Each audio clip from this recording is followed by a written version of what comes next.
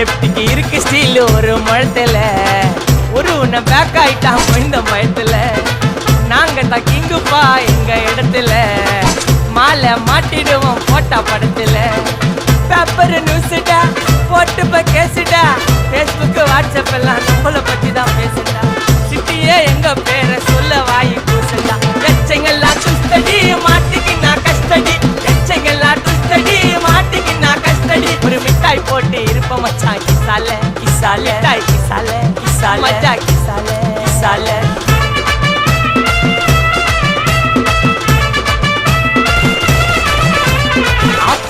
அச்சு விட்டு சொல்லவா இருப்பேன்